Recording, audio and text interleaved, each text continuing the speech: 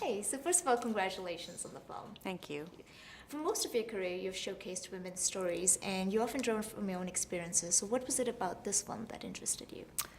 Ted Thompson wrote a really good book that I couldn't put down, and I related to a lot of the themes. I love the main character and what an enormous, dangerous buffoon he is. I guess those kind of characteristics are generally in my movies. So I thought I could do a good job. I was really challenged by it. Loved the story.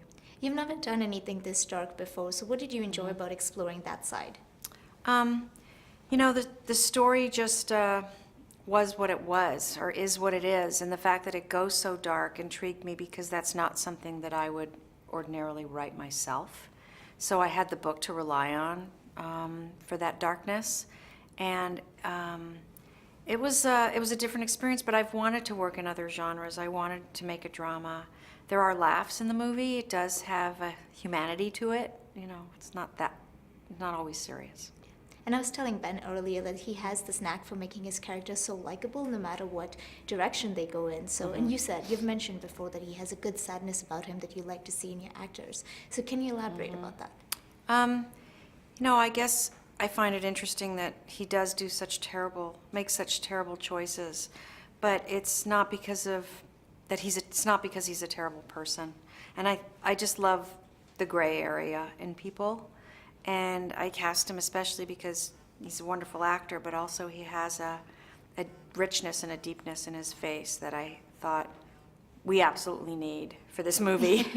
We don't have to like him, but I think we have to be able to watch him and care about what happens. You definitely have a knack for making us care for these complicated characters. Is that something you enjoy exploring? You know, I don't really think about making them likable.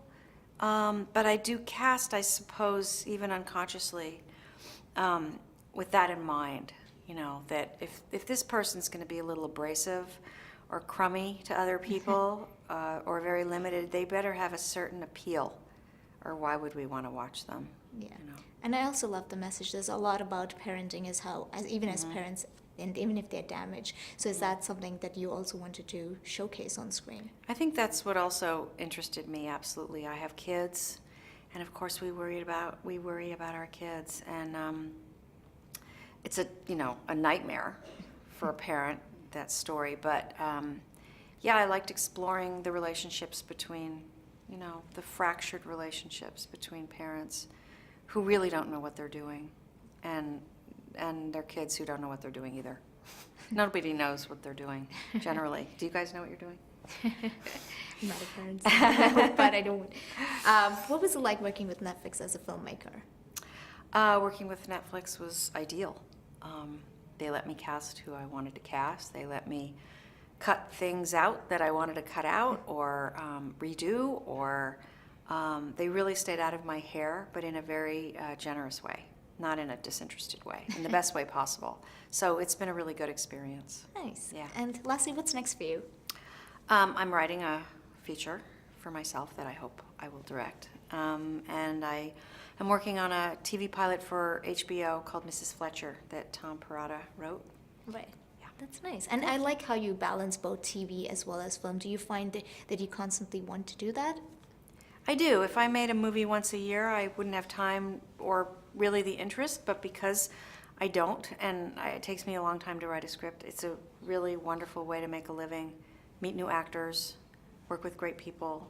I really like the combination. It's You're really definitely nice. doing fabulous. So Thank you you so much Thank for you. chatting with us and wishing you all the best. Thanks. Thank you. Thank you.